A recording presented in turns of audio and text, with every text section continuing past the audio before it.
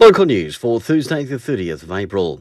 The seasonal outlook for Wairarapa for the next 2 months sees temperatures about equally likely to be above average or near average, with rainfall totals and soil moisture levels likely to be below or near normal.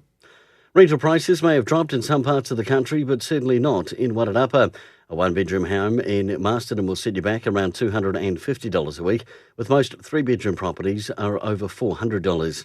Carterton was similar with three-bedroom homes, and in South Wairarapa, well over $400 a week for a three-bedroom home.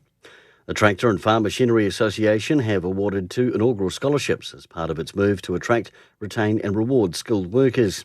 Regan Bailey, who is about to start the 3rd year of his agricultural diesel apprenticeship with Tulloch Farm Machines in Masterton, was one of the 2 recipients. And Netball Wairarapa have advised that all representative netball for 2020 has been cancelled, and they'll investigate locally led initiatives to develop players. Heartland Rugby has also seen the 2020 season cancelled.